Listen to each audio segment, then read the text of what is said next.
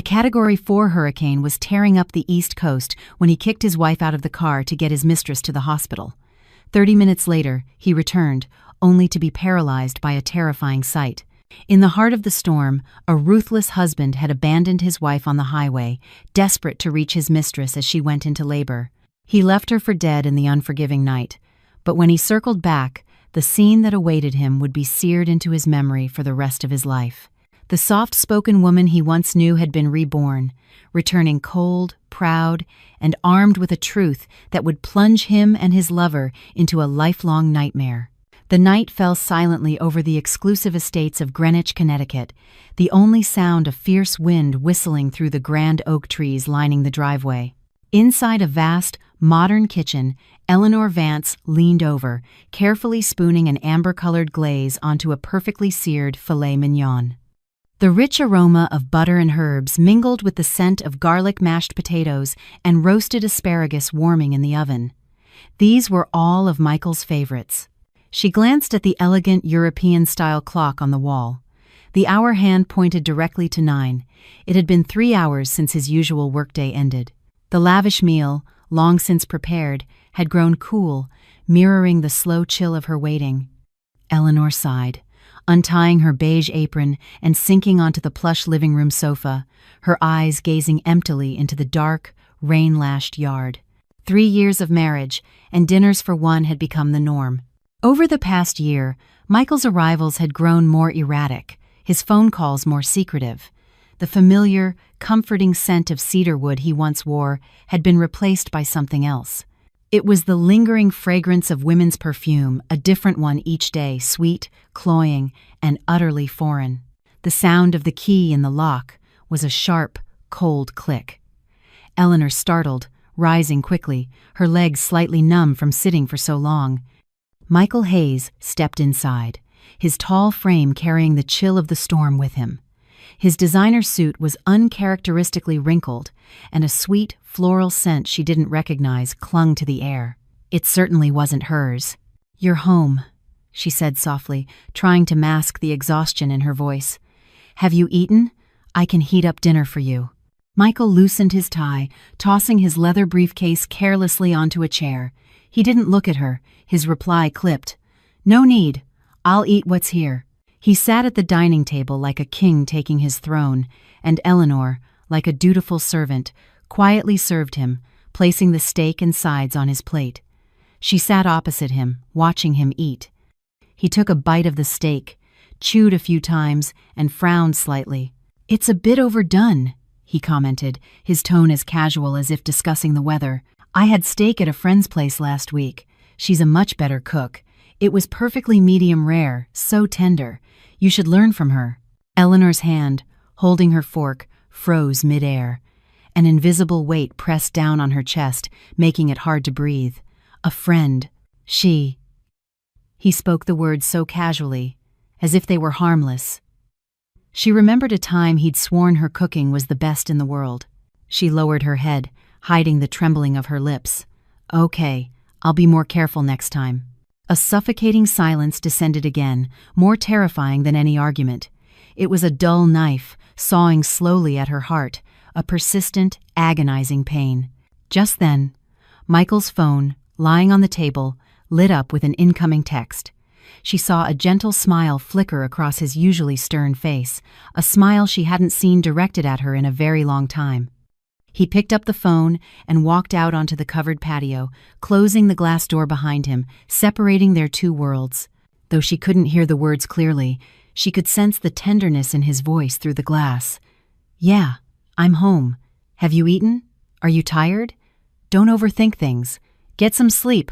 I'll see you tomorrow." Every muffled word was enough to crush the last vestiges of hope in her heart. Eleanor sat alone at the cold dinner table, watching the back of her husband as he poured all his affection onto another woman. The sprawling mansion suddenly felt cavernous and freezing. Tears she didn't know were coming streamed down her face, falling into the untouched plate of food before her. The next morning, Eleanor was jolted awake by the incessant ringing of her phone. It was Michael. His voice on the other end was impatient, commanding. "The Sterling Properties contract is on my desk in the study. I have a meeting at 10. Bring it to the office for me. Now. And hurry up." He hung up before she could reply. His indifference had become a reflex. Eleanor looked at her reflection in the mirror, her eyes puffy from a night of crying. She listlessly changed into a simple dress, found the contract, and rushed out of the house. Michael's company, Hayes Industries, occupied the top floors of a glittering skyscraper in Midtown Manhattan. The place was a monument to wealth and power, filled with employees in sharp, expensive suits, striding with confidence. Eleanor, in her simple cream-colored dress, felt like an outsider in a world that wasn't hers. Despite being the CEO's wife, she could count on one hand the number of times she'd been there in 3 years. The receptionists eyed her with a mixture of curiosity and scrutiny, though they remained professional. "Mrs. Hayes, please go up to the top floor. Mr. Hayes is expecting you." Eleanor nodded her thanks and stepped into the private executive elevator. When the doors opened on the 35th floor, the first person she saw wasn't Michael, but a beautiful young woman in a form-fitting business dress that accentuated her curves. She was standing by Michael's desk, carefully arranging a bouquet of fragrant lilies in a vase, an act that seemed both mundane and unnervingly intimate. Seeing Eleanor, the young woman smiled sweetly and walked over. "You must be Mrs. Hayes. I'm Jessica Miller, Mr. Hayes's assistant. He talks about you all the time." Her words were like tiny needles, pricking at Eleanor's heart. "Michael talks about me? He barely speaks a civil word to me. How could he possibly have time to talk about me to anyone else?" "Hello. I'm here to drop off a document for him," Eleanor replied politely, forcing her emotions down. Jessica raised a hand to tuck a stray curl of her wavy hair back into place. The gesture was deliberately designed to show off a sparkling platinum bracelet on her slender wrist. "Oh, this thing is so cumbersome," she pouted prettily. "Mr. Hayes insisted it suited me, but I'm not so sure." Eleanor's heart tightened. She recognized that bracelet. It was from the latest collection of a world-renowned jewelry designer.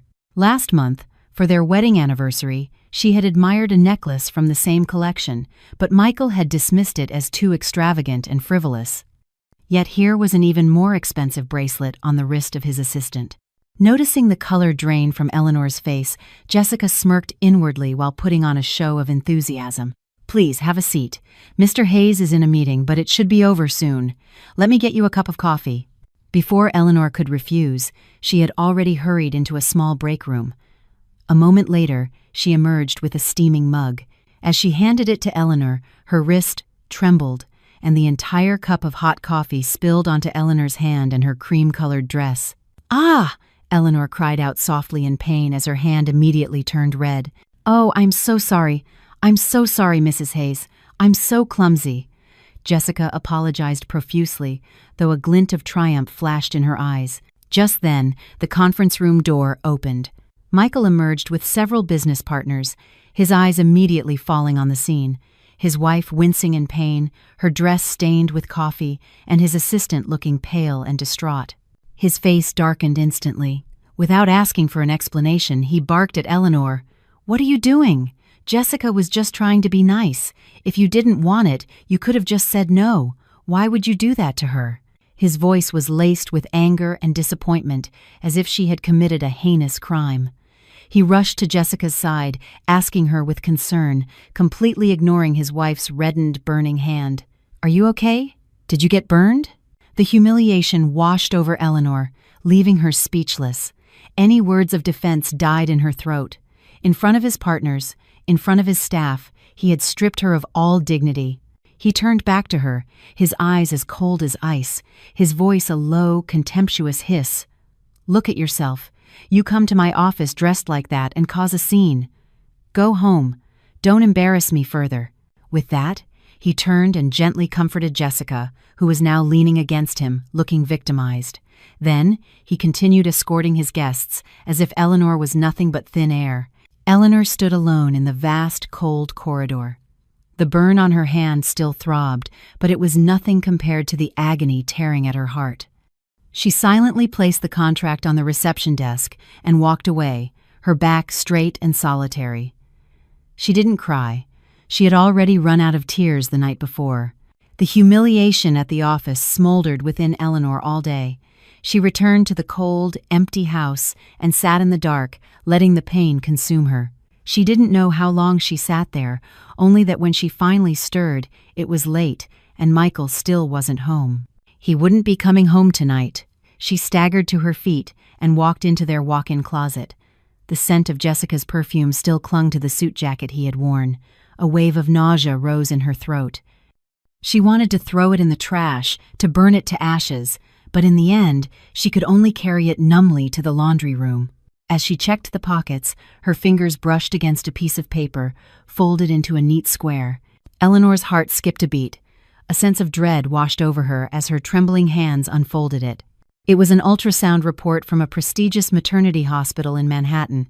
The crisp, black print was like 1,000 tiny knives stabbing at her eyes. Name: Jessica Miller. Age: 24. Diagnosis: single intrauterine pregnancy. 32 weeks. 32 weeks. 8 months.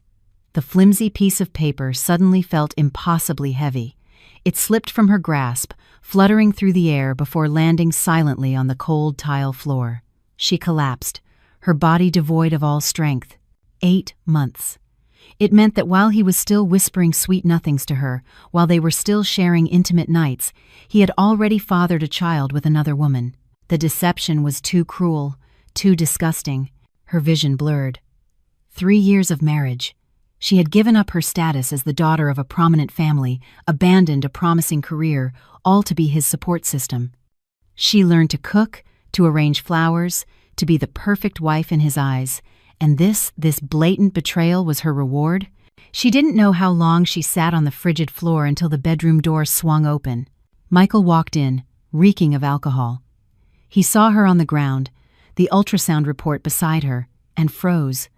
But there was no flicker of guilt or panic on his face, only annoyance and cold detachment.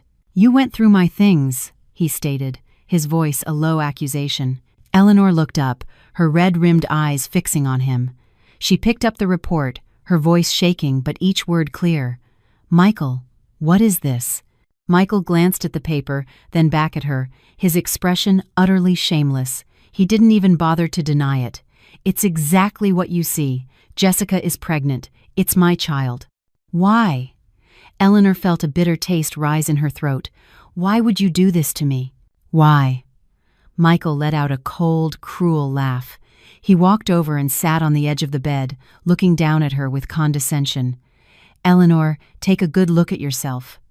We've been married for 3 years, and your stomach is still flat. I need a son to carry on my name, to inherit the empire I've worked so hard to build. Can you give me that?" His every word was a dagger twisting in her heart, drawing blood. So, in his eyes, she was nothing more than a machine for childbirth. And when she failed to perform her duty, he was perfectly willing to find a replacement. "So you found someone else to have your child," she whispered, tears streaming down her face. "Our love, your vows. Was it all a lie?" "Love?" he sneered. "Can you eat love? Does it help me close multi-million-dollar deals? Eleanor, stop being so naive. A woman like Jessica is the one who can help me in my career, not a wife who just putters around the kitchen." This is a very paces. The truth was laid bare, raw, and excruciating. She couldn't believe the man before her was the same one she had once loved with every fiber of her being. Seeing her silent tears, he lost all patience. He stood up, towering over her, his voice turning glacial. "You have 2 choices. 1. You accept your role as Mrs. Hayes, and you accept the existence of Jessica and my son. When the baby is born, you will raise him. He will still call you Mother. 2. He paused, leaning down close to her ear. "We divorce. You'll walk away with nothing. Remember, this house, your car, everything is in my name." His words were a death sentence. He offered her no escape, only a choice between humiliation and destitution. Eleanor looked up at him through her tears. His familiar face now seemed monstrous and alien. Her heart, at that moment, went completely numb. For the next few days, the atmosphere in the Greenwich estate was suffocating. Eleanor and Michael lived under the same roof like strangers. He left early and came back late, treating her as if she were invisible. Her heart had turned to stone. She had nothing left to say to him. The divorce papers were already drafted, waiting for the right moment. That morning, as Eleanor was watering her orchids on the balcony, Michael emerged from his study, already dressed in a sharp suit. "Get ready. This afternoon we're driving out to the Hamptons." It was an order, not a request. Eleanor turned, her gaze steady. "The Hamptons? What for?" "It's Grandma's 80th birthday. Did you forget?" he asked, his brow furrowed in annoyance at her supposed forgetfulness. How could she forget? His grandmother was the only person in his family who had ever been kind to her, but she was no longer in the mood to play the part of the dutiful granddaughter-in-law. "I'm not going. You can go by yourself," she replied, her tone firm. Her defiance clearly angered him. He strode forward, his large hand clamping down on her wrist. "Eleanor, don't push your luck. You think you have the right to refuse? Let me tell you something. As long as you are Mrs. Hayes, you have a duty to maintain my image, this family's image. Everyone back home knows I have a perfect wife. Do you want me to lose face in front of my relatives?" "Image?" Eleanor laughed, a bitter, broken sound. "Michael Hayes, you still care about your image? When you were sleeping with another woman, getting her pregnant, did you ever think about my dignity?" "Shut up!" he roared, his grip tightening, making her wrist ache. "That's my business. It's not for you to judge. You are going this afternoon. Don't make me use force." He released her, leaving an angry red mark on her pale skin. He adjusted his tie and turned to leave, tossing a final, cold command over his shoulder. "We leave at 2. Be ready, and dress properly." Eleanor watched his retreating back, a deep-seated hatred filling her. He didn't need her for love. He needed her as a beautiful accessory, a flawless facade to conceal his rotten, deceitful life. That afternoon, a sleek black Mercedes rolled out of the estate's gates. The air inside the car was colder than the air conditioning. Eleanor stared out the window, watching the Connecticut landscape blur past like a silent film. Michael focused on driving, his face an emotionless mask. They didn't exchange a single word. The silence was heavy, oppressive. A news bulletin on the radio interrupted a soft melody. The announcer's voice turned grave. "Breaking news. The National Weather Service has issued a hurricane warning. Hurricane Isolde is rapidly intensifying and is projected to make landfall along the eastern seaboard, including Long Island, tonight. Sustained winds near the storm's center could reach 140 miles per hour, a strong Category 4. A red alert has been issued. All residents are advised to stay indoors. All vehicles on major highways should seek immediate, safe shelter." Eleanor turned to Michael, her voice filled with anxiety. "Did you hear that? A major hurricane is coming. Maybe we should turn back. We can just call your grandmother." Michael shot her a contemptuous look. "It's just a storm. What's the big deal? You're that scared of dying? The news always exaggerates. I promised Grandma I'd be there, and I don't break my promises. But this is a hurricane. It's dangerous. We're driving straight into it." "I said it's fine. So it's fine," he snapped, his patience gone. "Now sit there quietly and don't distract me." Eleanor knew she couldn't change his mind. Stubbornness and selfishness were etched into his very being. She could only clutch her seatbelt tighter, an unnamed dread coiling in her stomach. Outside, the sky was darkening, the wind picking up, carrying a damp, ominous chill. This journey felt ill-fated from the start. The car sped along I-95, the main artery connecting the major cities of the East Coast. The sky had turned a bruised, heavy gray, as if it were about to collapse. Gigantic black clouds churned overhead, heralding the imminent fury of nature. The wind began to howl, gusting so violently that even the heavy luxury sedan shuddered. Then the first drops of rain fell, starting as a light patter before intensifying into a torrential downpour. Water slammed against the windshield in sheets, the wipers working at maximum speed but failing to keep the view clear. Visibility dropped to just a few feet of blurry, terrifying gray. Eleanor gripped her handbag, her body tense. She could feel the danger closing in. With every powerful gust, it felt as if the car might be lifted off the road. "Michael, this is too dangerous. Please, find an exit, a rest stop, anything. We need to wait it out." Her voice was thin with fear. "Driving in. This is suicide." Michael's face remained a stony mask of defiance. He gripped the steering wheel, his eyes narrowed, straining to see the road ahead. The ferocity of the storm did nothing to soften his obstinance. "The exit is just up ahead. We're almost there."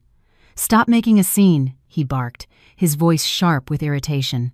He hated this weather, and he hated her fear. Just then, above the roar of the rain and the shriek of the wind, his phone rang, a shrill, urgent sound. The screen glowed, displaying a single name, Jessica. Instantly, the irritation and stubbornness vanished from Michael's face, replaced by an unconcealable anxiety. He quickly answered, putting the call on speaker so he could drive. "Jessica, what's wrong?" His voice was suddenly gentle, a tenderness Eleanor hadn't heard in years. From the other end came Jessica's panicked, sobbing voice, punctuated by ragged breaths. "Michael, huff, where are you? Help me. My stomach, it hurts so bad." Michael's heart seized. "Where are you? What happened? Calm down and tell me." I fell in the bathroom. Now I'm having these horrible cramps. I think my water broke." Jessica's pained cry echoed through the car. "Michael, I'm so scared. Is our baby going to be okay? Please come back for me. I think I'm in labor." In labor.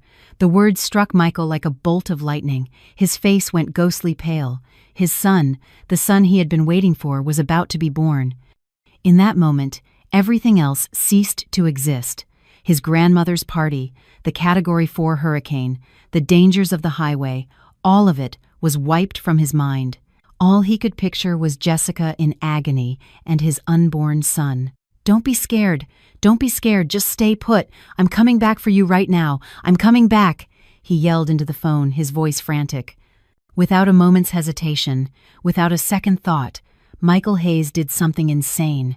He wrenched the steering wheel hard to the left. The black Mercedes swerved violently, initiating a sharp U-turn directly in the middle of the highway, into the path of oncoming traffic obscured by the blinding rain. Screech! The blare of a semi-truck's horn and the tortured sound of its brakes filled the air, along with the driver's furious curses. Eleanor screamed, her body thrown forward against her seatbelt. Her heart felt like it would pound out of her chest. "Michael, are you insane?" she shrieked, her voice cracking with terror. "What are you doing? Do you want to die?" But Michael heard nothing. His eyes were bloodshot, his mind consumed by Jessica and their child. He completed the reckless turn, slammed his foot on the accelerator, and the car roared to life, speeding back in the opposite direction back towards New York City, leaving behind a cacophony of angry horns and near-fatal disaster. The car flew like a crazed beast through the white curtain of rain. Eleanor was still reeling from the terrifying maneuver. She looked at the man beside her, the man she once called her husband. His face was now a stranger's mask of madness, his eyes veined with red, his features twisted with a frantic desperation.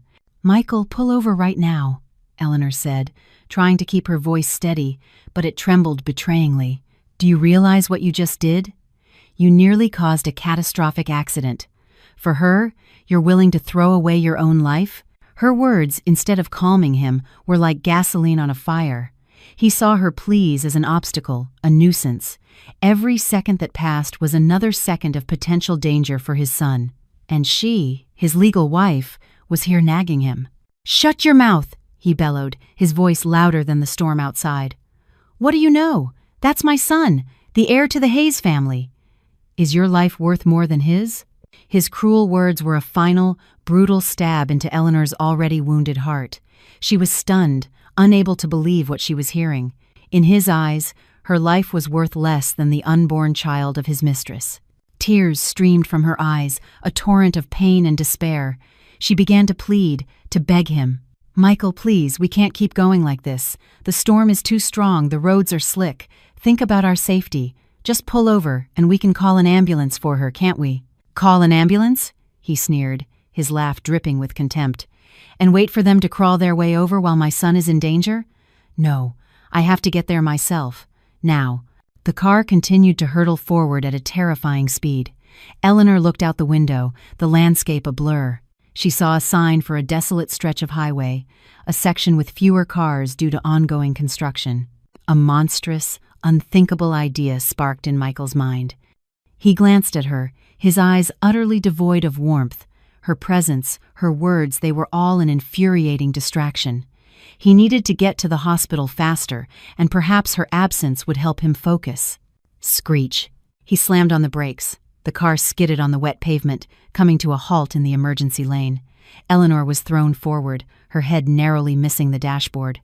Before she could recover, Michael turned to her. His eyes were those of a demon, his voice as cold and hard as Arctic ice. "Get out!" Eleanor thought she had misheard him.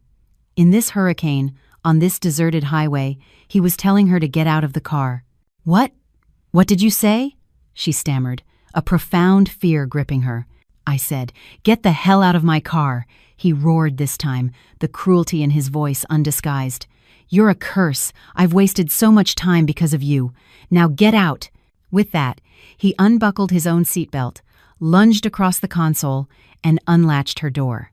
A blast of wind and icy rain tore into the car. "No, Michael, you can't do this. If you leave me here, I'll die," Eleanor screamed in panic, trying to pull the door shut, but she was no match for his strength. "Then die," he snarled, his malice reaching its peak. He grabbed her arm and dragged her brutally from the car. Eleanor struggled, but it was useless. "Let go of me. You're an animal." Without another word, he shoved her with all his might. Eleanor fell sprawling onto the cold, gritty asphalt.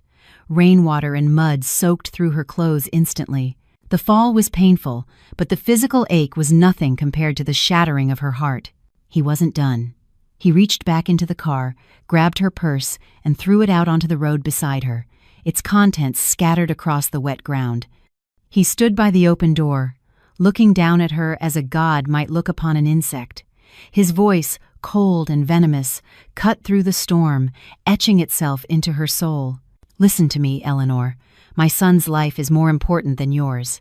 He slammed the door shut, got back into the driver's seat, and the engine roared one last time. The black Mercedes shot forward, quickly disappearing into the white veil of rain, leaving her alone on the desolate highway, abandoned to the full fury of the heavens. Eleanor lay on the asphalt, the storm lashing at her. She no longer felt the cold, no longer felt the pain.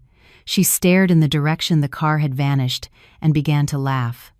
It was a mournful, desolate sound, lost in the howl of the hurricane, the sound of a heart breaking for the very last time. The rain continued its relentless assault, but Eleanor Vance felt nothing.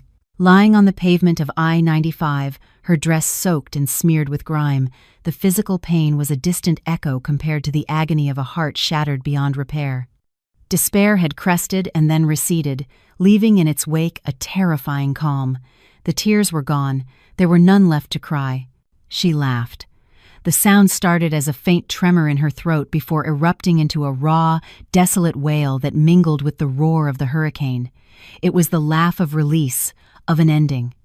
"Michael Hayes, you have personally killed the wife who loved you with all her soul. From this moment on, the Eleanor you knew is dead." With a trembling hand, she fumbled for her purse. Miraculously, her phone was intact, though slick with rain. The screen flickered to life. Her fingers scrolled through her contacts, pausing on a number buried deep in her memory, a number she had promised herself she would never call again, but he had forced her hand. She took a deep, shuddering breath and pressed the call button. The ringing tone was steady, like the final beats of her dying heart. After a few seconds, a deep, authoritative voice, laced with worry, answered. "Ellie?" Hearing that familiar voice, the fortress of composure she had built around herself crumbled. But she did not cry. Her voice was a hoarse, strangely calm whisper. "Grandfather, it's me, Eleanor." "Ellie, where are you? Why does your voice sound like that? What's happened to you?" The voice on the other end grew urgent. "I'm fine," Eleanor replied, her eyes staring into the void of the storm. "I'm on I-95, heading east from the city, near mile marker 158. I'm stranded." She didn't mention being thrown from the car, not a word of complaint. She simply stated her location. Her calmness was more chilling than any scream. "All right, stay right where you are. Do not move. Keep your phone with you. I'm sending people to get you. Right now." After hanging up, Eleanor huddled by the side of the road, wrapping her arms around herself. Time seemed to stand still. 10 minutes, 20 minutes. The rain began to lessen, but the sky remained pitch black. About 30 minutes later, Michael Hayes's black Mercedes returned. He wasn't back out of remorse or concern for her safety. After calling the hospital and learning that Jessica had only had a scare and her condition was stable, his manic frenzy subsided. Logic returned, and with it, fear. What if she actually died? What if someone found out he'd abandoned his wife in a hurricane? He would be in serious trouble. Self-preservation, not love, had driven him back. But as his car approached the familiar stretch of road, he froze. His eyes widened in disbelief at the scene before him. The once desolate highway was now lit up like day. A convoy of 5 black Cadillac Escalades, all with official government plates, was parked in a perfect, imposing line. Their high-intensity headlights cut through the darkness, illuminating the area. Surrounding the vehicles were men in dark suits and tactical gear, standing guard with an unnerving stillness, their sharp eyes scanning the surroundings. The air crackled with an aura of absolute power that would make anyone tremble. His luxury car, compared to this motorcade, looked like a cheap toy. And then he saw her. Eleanor was being helped to her feet by a distinguished-looking man in a tailored suit who respectfully held a large umbrella over her. A heavy, official-looking coat was draped over her shoulders, shielding her small, drenched frame. The man carefully opened the door to the lead vehicle, a specially armored Escalade, and helped her inside. Just before the door closed, Eleanor's gaze swept across the scene. It landed on his car, her eyes meeting his terrified ones. There was no hatred in her look, no pain. It was as cold as a 1,000-year-old glacier, as sharp as a blade, piercing straight through his soul. It was the look of a stranger, filled with contempt and utter finality. The door shut. The formidable convoy began to move, pulling away with silent, intimidating grace, leaving Michael Hayes alone in his car. His face was ashen, his hands gripping the steering wheel, yet still shaking uncontrollably. Cold sweat beaded on his forehead. Government plates, a security detail. Eleanor. Who, exactly, had he married? And what had he just thrown away? A terrifying, unprecedented dread consumed him. He felt as if he had just stared into the abyss. The convoy of Escalades moved swiftly and silently, exiting the highway onto a private, unmarked road that led deep into the secluded hills of the Hudson Valley. This was the entrance to a highly secure private compound, a place utterly inaccessible to the public. The lead vehicle stopped before a grand stone manor that, while historic, radiated an aura of immense power. The same aide respectfully opened the door for Eleanor. She was now wrapped in a warm wool blanket, a hot cup of tea in her hands helping to restore some warmth. Inside, the heat from a roaring fireplace enveloped her. In the great room, an elderly man with a full head of white hair and a ramrod-straight posture sat in a large, carved armchair. He was dressed in simple, casual wear, but the formidable presence he exuded was undeniable. His eyes, deep and sharp, were filled with a mixture of profound heartache and unadulterated fury as he looked upon his only granddaughter's wretched state. This was Senator Alistair Vance, a living legend in Washington, a man who, though retired, still commanded immense influence over the political and financial worlds. "Grandfather," Eleanor said softly, her voice still hoarse. Alistair Vance rose, striding quickly to embrace her. His hug was warm and solid. "Ellie, my girl, you've suffered." Eleanor didn't cry. She just nodded silently, the warmth melting a small piece of the ice around her heart. After she had showered and changed into warm, dry clothes, she sat opposite her grandfather. The aide, a man named David, who was his most trusted chief of staff, stood silently nearby. "Tell me what happened." Alistair's voice was low, but the authority of the powerful senator had returned, and Eleanor told him. She spoke with a chilling calm. She told him about her 3 years of marriage, about her silent endurance. She told him about Jessica Miller, the ultrasound, the 8-month pregnancy. She told him about the trip to the Hamptons, the hurricane, the fateful phone call. And finally, she told him how Michael Hayes had thrown her out of the car in the storm, and about his final words, "My son's life is more important than yours." With every word she spoke, the senator's expression grew darker. The air in the room grew heavy, thick with unspoken rage. David, standing by, clenched his fists, his own anger palpable. To dare treat the Vance family's princess this way? This Hayes fellow had a death wish. When Eleanor finished, she looked at her grandfather, her eyes no longer weak, but filled with a newfound, steely resolve. "Grandfather, I want a divorce." Alistair said nothing. He simply reached out and gently wiped away a single tear that had escaped and traced a path down her cheek. Then he turned to David. His voice was quiet, but each word landed with the weight of a hammer, carrying the fury of an old lion. "David." "Yes, Senator." David stood at attention. "Investigate everything about this punk Michael Hayes and that little tramp. His company, his associates, every single bank account. I want a full report on my desk in 1 hour." "Yes, sir." "And," Alistair paused, a cold light flashing in his eyes, "make a call to the Treasury. Use our leverage. I want an immediate freeze on all assets tied to Michael Hayes and Hayes Industries. Every account, every stock, every piece of real estate. I want him to be penniless. Let's see how he plans to support his precious son with no money." The senator's command was absolute. The retribution had just begun. Michael Hayes was about to pay the ultimate price for his cruelty and stupidity. After fleeing the horrifying scene on the highway, Michael Hayes drove in a daze. The image of the government convoy and Eleanor's glacial stare played over and over in his mind like a waking nightmare. He tried to convince himself he had imagined it, but a snake of pure fear was coiling tightly around his heart. He raced to the maternity hospital in Manhattan. As he entered the lobby, a nurse recognized him. "Mr. Hayes, you're here. Miss Miller has been moved to a regular room. The doctor said it was a false alarm, just some minor distress from a panic attack. The baby is fine." But what?" Michael demanded, his heart pounding. "But the baby has arrived. It's a girl. 6 pounds 5 ounces. "What? A girl?"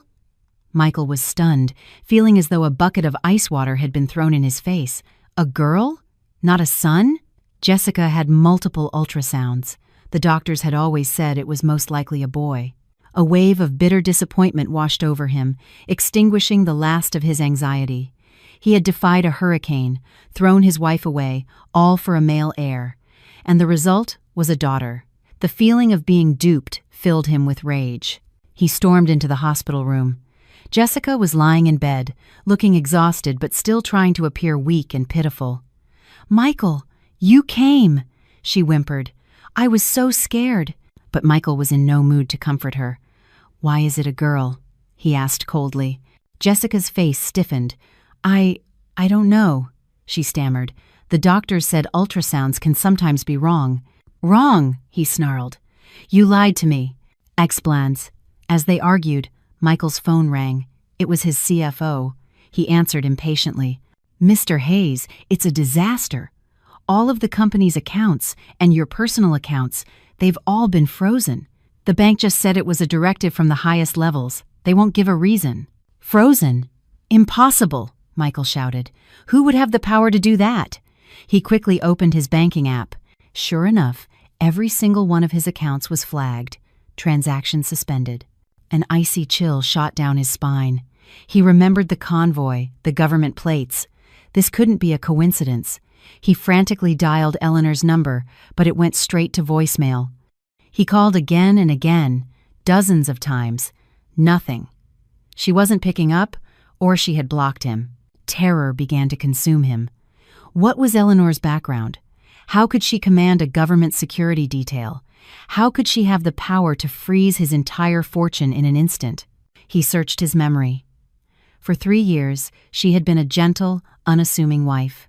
She had told him her family were just ordinary civil servants, her parents had passed away, and she only had a retired grandfather. He had never questioned it. Her ordinary, controllable nature was precisely why he had chosen her. Now he realized he had been a fool, a catastrophic fool.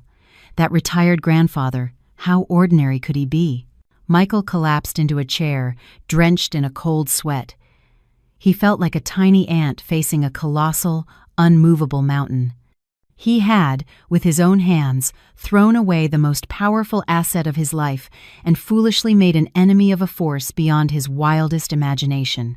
2 days later, Michael Hayes was living in a state of constant, gnawing terror. His company was in chaos. Partners were calling, demanding answers. At the hospital, Jessica was a constant source of complaints and tears. He was sitting on a powder keg, completely helpless. He couldn't contact Eleanor and didn't dare return to the Greenwich house. That morning, as he sat in his CEO's office, his mind a tangled mess, his new assistant hesitantly entered. Mr. Hayes, a Mr. Cole is here to see you. He says he has an appointment." "Cole?" Michael frowned. He didn't know any lawyer named Cole, but in his current predicament, he didn't dare refuse anyone. "Send him in." The office door opened, and a tall, handsome man in a perfectly tailored suit walked in. He was in his 30s, with sharp features and piercing eyes behind frameless glasses that radiated intelligence and confidence. His presence was so commanding it seemed to diminish Michael's own. "Mr. Hayes, I'm Ethan Cole, a senior partner at one of Manhattan's top law firms," he said with a polite but chilling smile. He sat down opposite Michael, placing a blue file on the polished desk. "What can I do for you, Mr. Cole?" Michael asked, trying to maintain his composure, but a terrible premonition was rising within him. Ethan slid the file across the desk. "I'm here as legal counsel for my client, Miss Eleanor Vance, to discuss your divorce proceedings." Divorce. Even though he had expected it, the word struck Michael with a physical pang. "Where is Eleanor? I want to speak with her directly." "My client has no desire to see you at this time," Ethan replied coolly. "From now on, all communication will go through me. I invite you to review the divorce petition. Miss Vance has already signed it." Michael's hands trembled as he opened the file. It was an ironclad petition, and in the section for asset division, there was only one simple line. Michael Hayes voluntarily relinquishes all claims to any and all assets acquired during the marriage. His anger flared. "This is ridiculous. On what grounds? This company, the houses, the cars, I built all of this with my own 2 hands. She has no right." Ethan just chuckled, a sound full of pity and scorn. "Are you sure about that, Mr. Hayes? Do you need me to remind you? 3 years ago, when Hayes Industries was on the verge of bankruptcy, who was it that injected a massive, anonymous sum of capital to save you?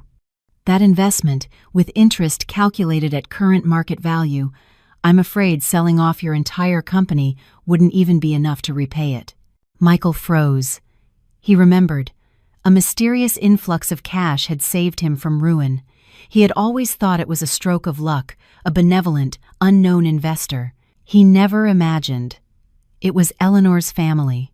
Seeing his silence, Ethan delivered the final blow. He pulled another document from his briefcase. "Perhaps you still don't grasp your situation. This is a copy of the federal order to freeze your assets. Do you see the seal at the bottom?" Michael looked down at the official seal, embossed with the eagle, and the words, "United States Department of the Treasury." The image struck him like a sledgehammer. The Treasury. A senator. It was all horribly, terrifyingly clear. He had lost. Utterly and completely. Ethan stood up, adjusting his suit jacket. "You have 3 days to consider, Mr. Hayes. If you don't sign, we will see you in court. But I trust an intelligent man like yourself knows which choice is in his best interest." He paused at the door, turning back. "Oh, and one more thing. I'd recommend you get a DNA test for that newborn baby girl. Sometimes the biggest surprises come when you least expect them." Ethan left, leaving Michael alone in the vast office. He slumped into his leather chair, completely drained.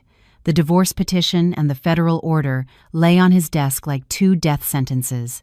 He had lost everything. Michael sat motionless in his office for hours after Ethan Cole left. The afternoon sun cast long shadows across the room, making his expensive leather chair look like a throne in a tomb. He felt like his life was that shadow, stretched thin in despair before dissolving into darkness. The divorce papers and the federal freeze order lay on his desk, mocking his foolishness. A senator, the Treasury, Eleanor Vance. The 3 phrases twisted in his mind. A hurricane of regret that swept away every last shred of the arrogance he had spent his youth building. He had tried calling a few high-level contacts, men he had spent a fortune schmoozing. The response was a deafening silence. His calls went unanswered, or if they were picked up, the person on the other end would stammer an excuse about a meeting and hang up. It was as if he were a plague to be avoided. He understood then. In the corridors of power, no one dared to cross the influence behind that federal seal. He was utterly isolated. The intercom on his desk buzzed, a jarring sound in the silence. He wearily picked it up. "Mr. Hayes, Chairman Liu from Sterling Properties is on the line. Should I put him through?" His assistant's voice was timid. Sterling Properties was his biggest partner, accounting for over 40% of his company's revenue. Their joint luxury condo project was his golden goose, a flicker of hope ignited in Michael's chest. Perhaps Chairman Liu could help. Put him through immediately. The line connected. Michael forced a sycophantic tone. "Mr. Liu, it's Michael Hayes. To what do I owe the pleasure?" In contrast to his feigned enthusiasm, Chairman Liu's voice was cold and distant. "Mr. Hayes, I'm calling to inform you that as of today, Sterling Properties is officially and unilaterally terminating all partnership contracts with Hayes Industries." "What?" Michael was stunned, a roaring in his ears. "Mr. Liu, you must be joking. Our project is proceeding perfectly. Why so suddenly?" "There is no reason," Chairman Liu stated flatly. "It was a decision from our board. Our lawyers will be in contact regarding the breach of contract penalties. Goodbye." Click! The line went dead. Michael sat frozen, the phone slipping from his hand and landing silently on the plush carpet, terminating the contracts. Sterling pulling out was a death sentence for Hayes Industries. The massive capital flow would be cut off. Half his company would be paralyzed instantly. Before he could even process it, his cell phone began ringing nonstop. It was his project managers. "Mr. Hayes, bad news. OSHA inspectors just raided the construction site downtown. They're citing major safety violations and have issued an indefinite stop work order." "Sir, the resort project has been shut down too. They're claiming it infringes on some historical preservation zone. The order came from a national heritage agency." One call after another, each a hammer blow. Every single one of his projects, big and small, was being shut down for bizarre, unexpected reasons that he knew were orchestrated from above. He, trembling, opened a financial news app on his phone. A bright red headline screamed at him, "Hayes Industries, high stock plummets on news of major partner pullout and project halts." Below was a chart with a single, massive red candle plunging straight to the floor. Hundreds of millions of dollars of his net worth had evaporated in a single afternoon. The first wave of the attack was swift, brutal, and precise, leaving him no room to defend himself. Senator Vance. It had to be him.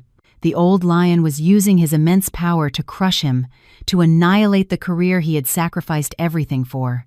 Michael leaned his head back, staring at the ornate ceiling. He started to laugh, a twisted, bitter sound. He finally understood. This wasn't a battle, it was a slaughter. While Michael Hayes was witnessing the collapse of his empire, Jessica Miller was lost in daydreams of the luxurious life that awaited her at the hospital. Today was her discharge day. Lying in a VIP suite, tended to by nurses, she was convinced she had finally made it. Although the baby being a girl was a small disappointment, she believed that with her charm, Michael would still spoil them. He was so in love with her, after all. She changed into a new designer dress, applied light makeup, and held her baby, waiting for her future husband. She pictured the scene. Michael would walk in with a huge bouquet of roses, kiss her tenderly, and then their new family of 3 would go home to a beautiful new mansion he had bought for them. But the man who walked in was Michael, his face dark, his eyes bloodshot and haggard. There were no flowers, no sweet words. He just tossed a duffel bag onto the bed. "Pack your things, we're leaving." His voice was hollow. Jessica was taken aback. "Michael, what's wrong? Who upset you?" she asked, feigning concern. "Where's the car? I didn't see you pull up." "Sold it," he answered curtly. "We're taking a cab." "Sold the car? Why?" she cried in disbelief. "That was a limited edition Mercedes." Then she pressed on. "And where are we going? Did you buy a house for us yet?" "I don't want to live in an apartment, you know. I want a house with a yard, near a good private school for our daughter." She prattled on with her demands as if they were her birthright. "Oh, and for the baby's 1-month celebration, I was thinking that French restaurant at the plaza." "Shut up!" Michael suddenly roared, shattering her fantasy. The rage that had been simmering for days finally exploded. Jessica jumped, and the baby in her arms began to wail. She had never seen him so angry with her. You yelled at me?" she started, turning on her usual tactic. "Michael Hayes, are you human? I just gave birth to your child. My body is still weak. If you can't show me compassion, at least don't scream at me." Her eyes welled with tears. But her act had lost its power over him. He looked at her with pure disgust. "Gave birth to my child? Are you sure this baby is mine?" Ethan Cole's words about the DNA test echoed in his mind, planting a seed of deep suspicion. Jessica's face went pale. "What? What are you trying to say? Of course she's your daughter. Don't you trust me? A house? A party?" Michael laughed, a self-mocking sound. "Wake up, Jessica. I'm telling you now, I am broke. My accounts are frozen. My company is about to go under, and the banks are about to repossess everything. Do you understand? I am ruined." His words were like lightning strikes. Jessica was stunned, her eyes wide with horror. "Ruined? How is that possible? The company was fine just a few days ago." "Fine?" he sneered. "That's because I was blind. I made an enemy of someone I never should have crossed. And it's all because of you. A woman like you brought me to this." The truth was out, and Jessica's mask dropped. Her greedy, materialistic nature was exposed. "What are you saying? You're blaming me?" she shrieked. "You're useless, Michael Hayes. Why do you think I was with you? It was for your money. Now you're telling me you're broke? How are my daughter and I supposed to live?" "You!" Michael was speechless. So the love she always professed was a lie. Their argument escalated, attracting the attention of nurses and other patients. The baby cried louder. The once quiet VIP room was now a scene of chaos. In the end, with no money to pay the hospital bill, Michael had to swallow his pride and call everyone he knew, begging for loans, enduring the cold rejections of men he once called friends. It took him until evening to scrape together enough cash to discharge Jessica. The two of them stumbled out of the hospital, no home, no car, penniless. Their future was as dark as the New York City night descending around them. After leaving the hospital, Michael had to rent a small, damp room in a rundown part of Queens to live in. He was driven mad by Jessica's constant complaints and the baby's incessant crying. But his personal hell was only just beginning. On Monday morning, after a crowded bus ride, he arrived at his office building to a horrifying sight. Several black government sedans from the IRS were parked out front. As he walked into the lobby, 2 grim-faced agents in suits blocked his path. "Are you Michael Hayes, CEO of Hayes Industries?" one of them asked, his voice devoid of emotion. "Yes, that's me." "And you are?" Michael's heart hammered against his ribs.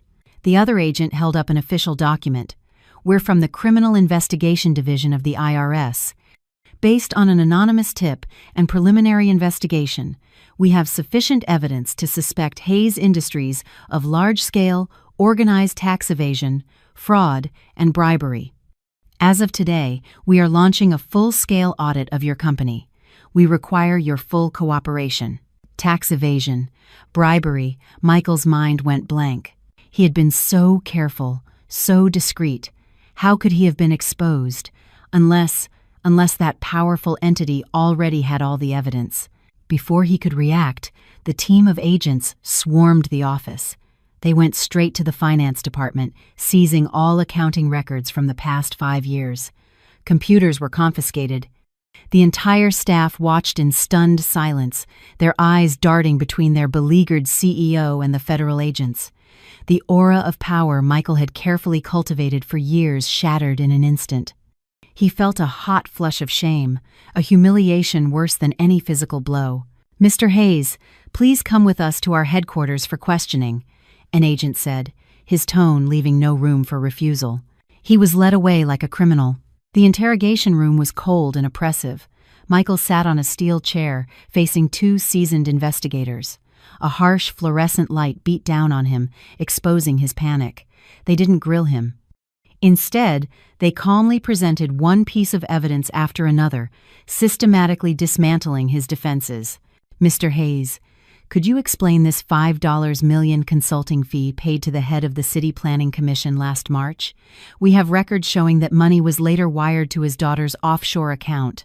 And the profits from this real estate development, why weren't they declared in your financial statements? The estimated tax evasion amounts to over $20 million. Where did that money go, Mr. Hayes?" Every question, every number, every document they produced was a cold, hard fact. They were the ghost accounts, the fake invoices, the entire fraudulent system he had built. He had thought it was buried forever, but they had unearthed it with terrifying ease. Cold sweat trickled down his back. His throat was dry. He couldn't utter a single word of denial. He knew it was useless. They had him. The interrogation lasted the entire day. When he was finally allowed to leave, it was dark. He stumbled out of the IRS building, physically and mentally broken.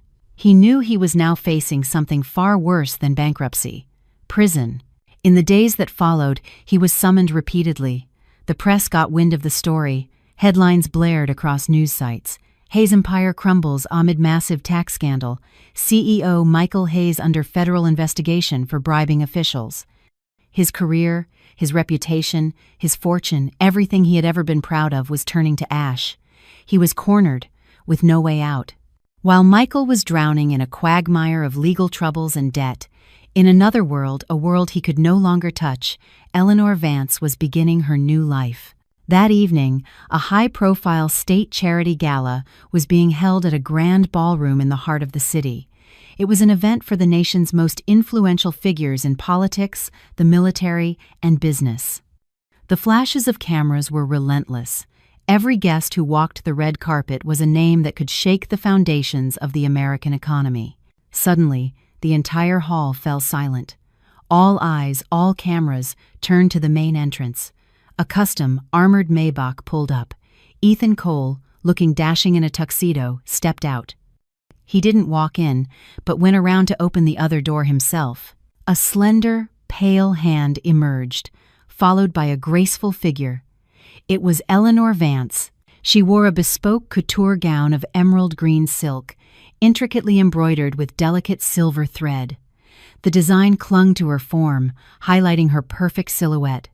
Her dark hair was styled in an elegant updo, revealing a graceful neck adorned with a stunning diamond necklace. Her makeup was subtle, yet it accentuated a beauty that was both ethereal and commanding. But what truly stunned the crowd was not her beauty, but her aura. Gone was the gentle, submissive Eleanor who hid behind her husband. The Eleanor of today had eyes that were calm yet sharp, a smile that was gentle yet distant. She radiated an air of noble, cool, and formidable power. She stood like a rare, untouchable orchid. She took Ethan Cole's arm and glided down the red carpet. The camera flashes were blinding, but she remained perfectly composed, offering serene nods to acquaintances, powerful figures Michael Hayes could only have dreamed of meeting. "Isn't that Senator Vance's granddaughter? It's been too long. More beautiful than ever," a cabinet secretary greeted her with a warm smile.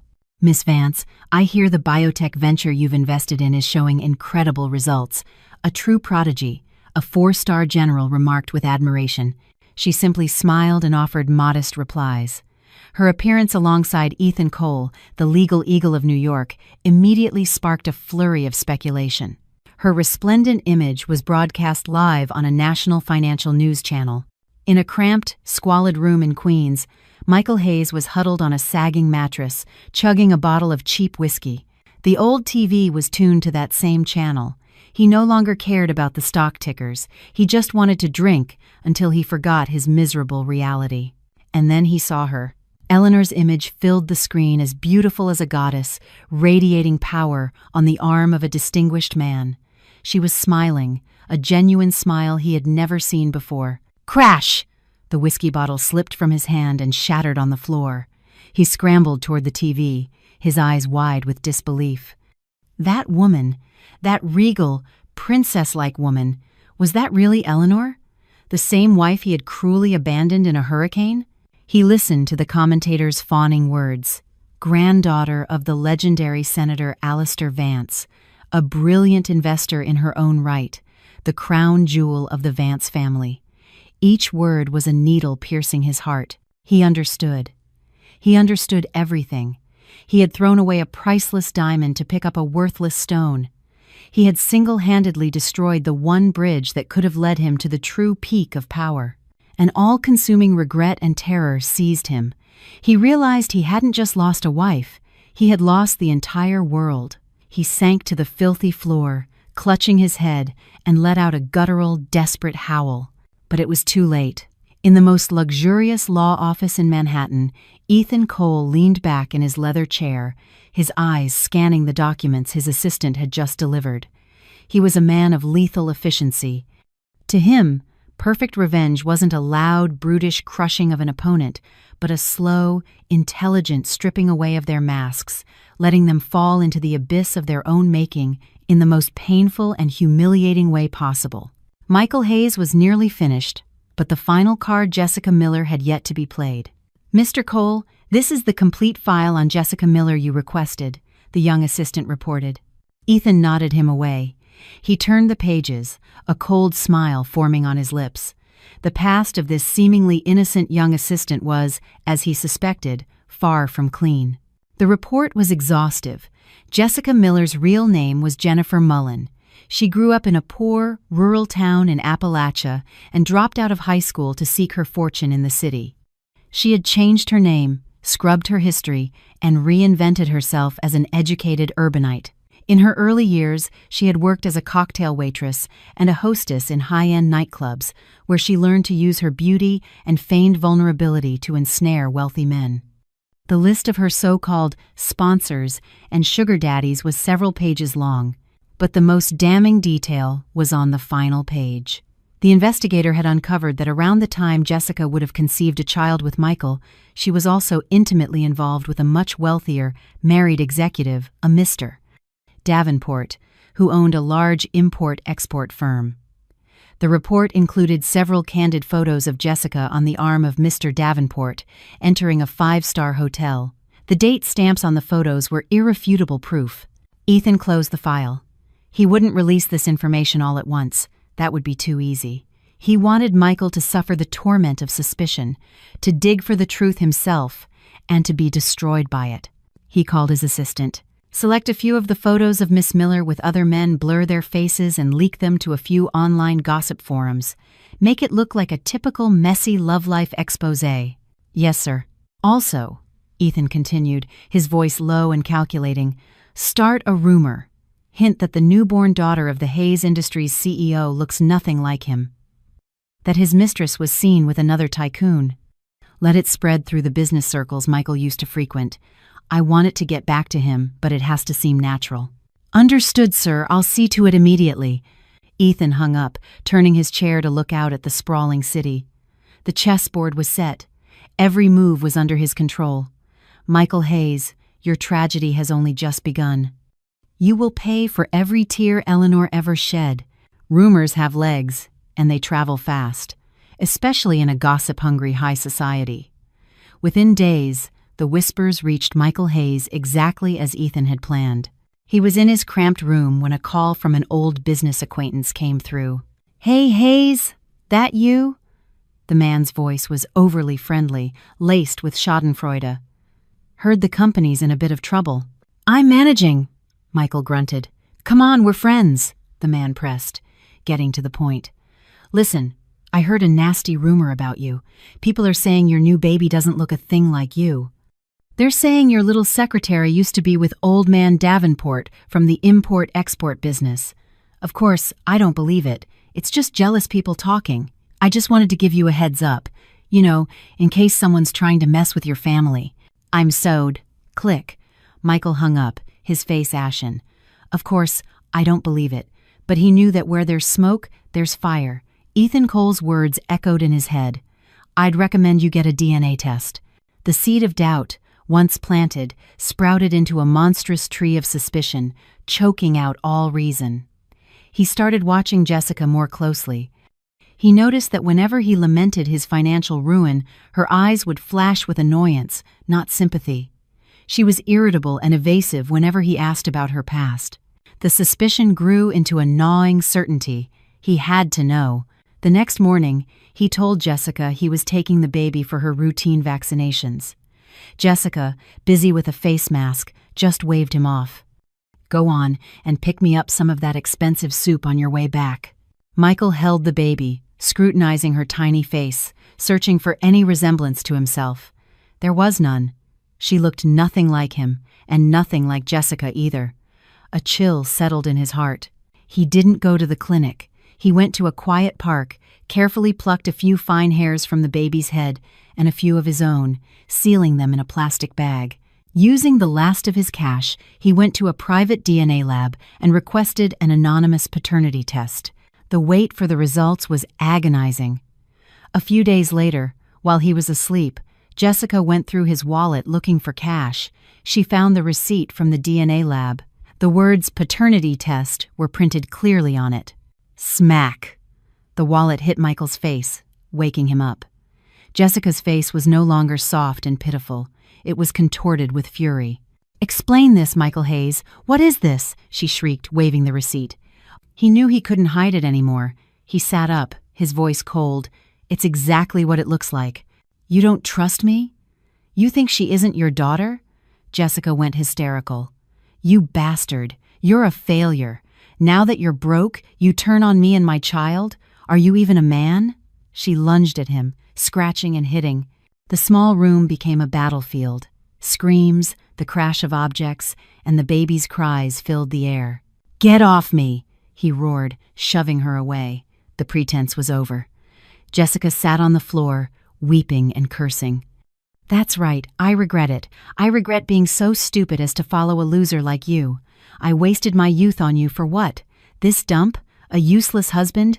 You've ruined my life, Michael Hayes." A relationship built on lies and money crumbled once those foundations were gone.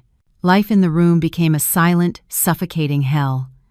And then, the day of judgment arrived. An email landed in his inbox. Subject: DNA test results. His heart stopped. His hand trembled on the mouse. He clicked open the attached PDF. He scrolled straight to the conclusion. The words, in bold print, hit him like an anvil. Based on the analysis of 24 genetic markers, the alleged father, Michael Hayes, is excluded as the biological father of the tested child. The probability of paternity is 0%. 0%. Michael's world collapsed around that perfect round number. He didn't scream. A terrifying calm washed over him. He just stared at the screen and began to laugh a broken, agonized sound. He was a clown, a complete fool. He had sacrificed everything: a wife who truly loved him, a powerful family, his career, his future, all for a lie. The great love he thought he'd found was a trap. The son he'd yearned for never existed. The woman he'd protected was a venomous snake. He calmly shut down the computer and waited. A little while later, Jessica came back from a walk. "What are you doing sitting in the dark like a ghost?" she snapped. He said nothing, just held up his phone, the screen displaying the test results. The moment Jessica saw probability of paternity is 0%, the color drained from her face. That's fake. You forged it to frame me," she stammered, but her trembling voice betrayed her. Michael rose slowly, his eyes empty. "How long are you going to keep up the act?" Knowing the jig was up, Jessica collapsed, clutching his legs and sobbing. "Michael, I'm sorry. I was wrong. But I did it because I love you so much. I was afraid you wouldn't want me without a baby." "Love?" Michael whispered, his voice a demonic hiss. The calm finally broke, and a volcano of repressed rage erupted. He grabbed her by the hair. "Tell me, who is the bastard who fathered this child? Tell me." I don't know." "Smack!" A hard slap sent her sprawling. The baby shrieked. "You ruined my life, you filthy liar!" He lost all control, beating her mercilessly. The tiny room filled with screams and cries. Finally, he dragged her to the door and threw her into the dirty hallway. He went back inside, grabbed the wailing baby, and tossed her into Jessica's arms, followed by her bag of belongings. "Get out. Both of you, get out of my sight and never let me see you again." The door slammed shut, a final, cruel end to his foolish, self-inflicted tragedy. After throwing Jessica and the child out, Michael Hayes became a walking corpse. He locked himself in the foul-smelling room with cheap liquor, but reality was inescapable. The final nail was hammered into the coffin of Hayes Industries. The tax evasion and bribery investigation concluded. With irrefutable evidence likely provided by the Vance family, the IRS issued a final ruling. Hayes Industries was liable for nearly $1 billion in back taxes, penalties, and fines. $1 billion. For the old Hayes Industries, it would have been a struggle. For the current debt-ridden shell of a company, it was a death sentence. He was summoned to a law office representing his creditors. Dressed in ragged clothes and reeking of alcohol, he walked into the luxurious conference room, facing a panel of men in sharp suits who looked at him with disdain. "Mr. Hayes," the lead lawyer said coolly, "as you know, your company is insolvent. We are forced to file for bankruptcy." They placed a thick stack of documents in front of him. "This is the bankruptcy petition. Please sign here." His hand shook as he picked up the pen, the same kind of pen he once used to sign 9-figure deals, now used to sign his own company's death certificate. He stared at the line that read, "Legal Representative, Michael Hayes," then closed his eyes and scribbled a weak, shaky signature. What followed was a cold, impersonal blur. Court officers sealed the company headquarters. The gleaming brass plaque of Hayes Industries was pried off the wall. White tape was plastered across the glass doors, officially ending his once glorious empire. Michael was allowed back into his office one last time. The building was empty, his footsteps echoing in the silence. He walked into his old office, the symbol of his success, with its panoramic city view where he had once felt like a king. It was all just ashes now. He had nothing to pack. He just took the single photo from his desk, his wedding picture with Eleanor. She was smiling, a bright, happy smile. He was smiling too, the smile of a victor. He caressed her face in the photo, and for the first time in what felt like an eternity, he wept. He had lost her. For good. Leaving the building, another call came. The bank, the Greenwich estate, his sports car, his last remaining assets all were being auctioned off to pay his debts. He was now officially homeless and penniless. He stood amidst the bustling New York City crowd, lost and invisible. He had fallen from the highest peak to the deepest abyss, and he knew this still wasn't the end. The room Michael had rented was in a dark, damp alley in a forgotten corner of the city, a place for migrant workers and broken dreams. The air was thick with the smell of grease, mildew, and despair. For a man who had lived in a Greenwich mansion, this was the ultimate humiliation. He was 3 days late on rent. That morning, he was jolted awake by a violent pounding on the door.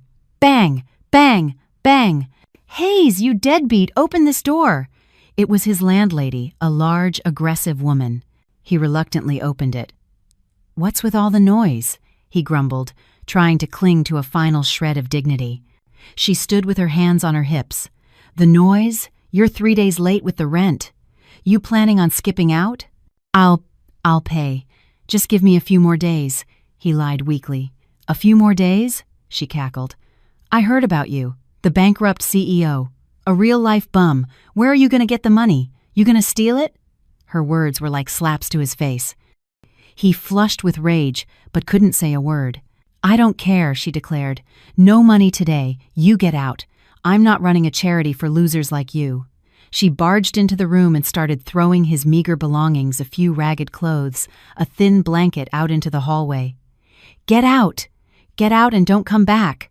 Michael stood frozen, watching his life being tossed out like garbage. He, a man who once commanded boardrooms, was being evicted and humiliated by a slum landlady. The cruel irony was a pain worse than losing his fortune. "You'll regret this," he hissed, an empty threat. "Yeah. I'm shaking in my boots," she sneered, slamming and locking the door. He was left in the dirty hallway with his pile of junk, the object of his neighbors' pitying and scornful gazes. He quietly packed his things into a torn bag and shuffled out of the alley. He had nowhere to go. He was now, officially, a homeless man on the streets of New York. The days that followed were a living hell. He wandered the streets by day, blending in with the crowds to hide his shame. At night, he slept under bridges or in parks. He ate discarded food from restaurant dumpsters, fighting with stray dogs for scraps. He was a true vagrant, filthy, ragged, and reeking. But in the depths of his despair, a desperate idea took hold. Eleanor, only she can save me. If she would just take pity on him, maybe he could have a second chance. He scraped together some change and went to a public library. He searched her name. The results were staggering. She wasn't just a senator's granddaughter. She was the brilliant CEO of a new, wildly successful tech firm, a rising star in the industry. Her company's headquarters was a gleaming glass tower in the financial district, a monument to the power and wealth he had thrown away. He went there. For days, he hid across the street, watching, learning her routine. Today, he would make his move. He waited for hours, his stomach aching with hunger. Finally, her black Maybach emerged from the underground garage. It was her. Without thinking, he darted into traffic, running straight for the car. Screech! The car stopped inches from his knees. 2 bodyguards in black suits were out of a trailing SUV in seconds, grabbing him. "What the hell do you think you're doing?" Michael didn't resist. He just stared at the tinted rear window where he knew she was sitting. And then he did the unthinkable. He dropped to his knees. The proud man who once looked down on the world was now kneeling on the cold, hard pavement. "Eleanor! Eleanor, I know you're in there. Please, just talk to me," he cried, his voice hoarse and desperate. People stopped to stare. Cars honked. Tears streamed down his face. "Eleanor, I was wrong. I know I was wrong. I was a monster. Forgive me, please. Give me one more chance." He wept, banging his head on the ground until his forehead was bruised and bleeding. "Hit me, scream at me, do whatever you want. Just don't ignore me. I can't live without you, Eleanor." His pathetic pleas echoed down the busy street, but the car door remained shut, as cold and silent as the heart of the woman inside. Amidst the chaos and murmurs of the crowd, the rear door of the Maybach finally opened. A glittering silver heel touched the pavement, followed by a vision of ethereal grace. Eleanor stepped out. She wore a simple, elegant white silk dress under a cashmere coat. The evening breeze gently tossed a few strands of her hair. Under the streetlights, her face was heartbreakingly beautiful, but as cold and remote as a marble statue. She looked down at the wretched man kneeling at her feet, a cruel and perfect contrast of their new realities. Ethan Cole emerged from the passenger side, standing silently beside her, a loyal guardian. Michael looked up through his tears.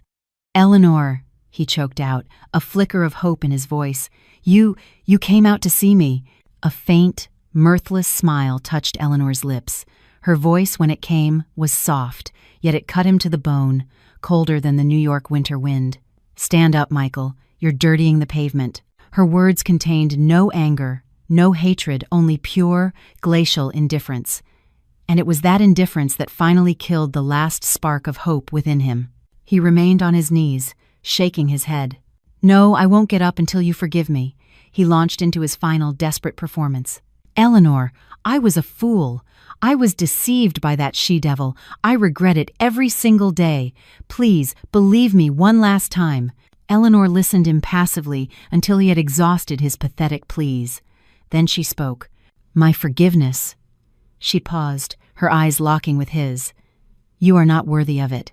4 simple words, a fatal blow. "Why?" he wailed. "I've lost everything. I've been punished. What more do you want from me?" "Punished?" Eleanor let out a soft, sad laugh at his foolishness. "Michael, you still don't understand. Everything that has happened to you is not because of me. It is the consequence of your own cruelty, your own choices." She took a step closer, her voice turning sharp. "The moment you threw me from that car in a hurricane to save another woman and her bastard child, it was over. Our love, our history, it all died on that highway." She stepped back, turning away, unwilling to look at him for another second. "Don't ever appear before me again. Next time, it won't be my bodyguards who remove you." She got back in the car. Ethan held the door for her, then took his place. The Maybach glided away silently, leaving Michael Hayes kneeling alone in the street, his hopeless sobs swallowed by the indifferent city. The sweetest revenge is not to cause your enemy pain, but to make them realize that in your world they no longer exist. After being thrown out by Michael, Jessica's life became a nomadic nightmare. Her savings dwindled. Her beauty, her only asset, faded under the stress of poverty and single motherhood. She lived in squalor, often taking her misery out on the innocent child whose cries grated on her nerves. Her only hope was to find the baby's real father, the wealthy Mr. Davenport. She knew he wouldn't give them a place in his life, but he had to provide financial support. With a large sum of money, she could start over. After days of stalking him, she cornered him in the parking garage of an exclusive golf club. "Mr. Davenport!" she cried, running in front of his car, holding the baby. Davenport, a portly, middle-aged man, went pale. "What are you doing here? I told you never to contact me." "You can't just abandon us," she sobbed. "This is your daughter. Look at her. You can't just leave your own child." As they argued, a sharp, female voice cut through the air. "Oh, really? A place in his life? You've got some nerve, you little tramp." A lavishly dressed woman dripping in diamonds stood behind them, flanked by 4 large, menacing-looking men. It was Mrs. Davenport, a woman known for her ruthlessness. "Honey, Davenport stammered, trembling. "Smack!" She slapped him hard across the face. "Don't you honey me, you cheating pig." Then she turned her venomous gaze on Jessica. "And you dare seduce my husband and try to extort him with a child?" Jessica backed away in terror. "Ma'am, please, it's not like that. The baby is innocent." "I don't care if the baby is innocent, but I know you're not," Mrs. Davenport sneered. "You use this pretty face to ruin families, don't you?" She gestured to her thugs, who grabbed Jessica, ignoring her screams. "Well, today, I'm going to take that face away from you. Let's see who you can seduce then." From her purse, she produced a razor-sharp box cutter. "No, please, don't," Jessica shrieked. But it was too late. With a cold, steady hand, Mrs. Davenport slashed the blade across Jessica's cheek, a spray of blood, a horrific scream, and it was over.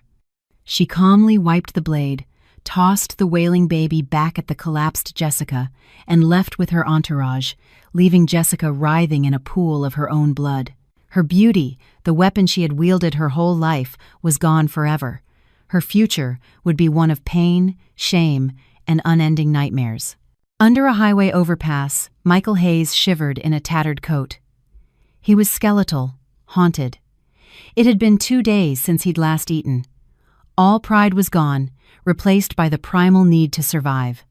He stumbled towards a nearby night market, not to buy food, but to scavenge from the dumpsters behind the stalls. As he was digging through a pile of trash, he saw a familiar figure huddled in a dark corner. It was Jessica. She looked even worse than he did. A hideous, jagged scar ran down the side of her face. Her eyes were empty, filled with a dead, hateful light. She was begging, but her disfigurement scared people away. A kind young woman took pity on the crying baby and gave Jessica a hot bun. Michael's eyes lit up with animal hunger. He lunged. "Give me that!" he snarled, trying to snatch the bun. Jessica clutched it protectively. "No, it's mine! Get away!" "I'm starving. Give it to me." A pathetic, ugly brawl erupted on the dirty pavement. The 2 people who had once plotted a future together now clawed and cursed at each other over a single piece of bread. "You ruined my life," she screamed, scratching his face. "You lied to me! It was you who ruined me!" he yelled, pulling her hair. They rolled on the ground like feral animals until 2 security guards ran over, beating them with batons. "Get out of here, you crazy bums!" Pained and defeated, they scrambled to their feet and fled in opposite directions, 2 wretched figures disappearing into the dark, unforgiving alleys of the city. Their sinful love had met its squalid, pitiful end. 1 year later, the autumn leaves in New York City were a brilliant gold. In a quiet, elegant tea house, Eleanor Vance sat across from Ethan Cole. In the years since her divorce, she had taken the helm of her family's tech division and, through her own genius and determination, transformed it into a global powerhouse. She was a respected, formidable leader. Throughout it all, Ethan had been a quiet, constant presence, a friend, a confidant, a partner. Their relationship had grown slowly, naturally, built on a foundation of deep trust and understanding. He took her hand, his touch warm and steady. "Eleanor," he said softly, "you've proven to the world how strong you are. But I hope you know that with me, you don't always have to be. I've waited a long time for you, Ellie, and I can wait as long as it takes." Eleanor looked at him, and for the first time in years, a genuine, peaceful smile bloomed on her face. It was as bright and warm as the autumn sun, chasing away the last shadows of her past. The next morning, back in her stunning CEO's office, Eleanor reviewed a daily news briefing her assistant had prepared. Her eyes scanned the headlines: a global summit, stock market fluctuations, a new city infrastructure project. Then, a small article tucked away in the corner of the local news section caught her eye. The headline read, "Vagrant arrested for public disturbance." The short blurb stated that a homeless man, Michael Hayes, had been arrested for shoplifting and causing a disturbance. It noted he appeared to be suffering from mental instability related to chronic alcoholism. Eleanor read the name that had once shattered her world, and she felt nothing, no satisfaction, no pity, no anger, nothing at all. He was just a name in a newspaper, a piece of irrelevant social trivia less important than a minor fluctuation in the stock market. The ultimate revenge, the most complete ending, is to forget. To relegate someone so completely to the past that they cease to exist in your present.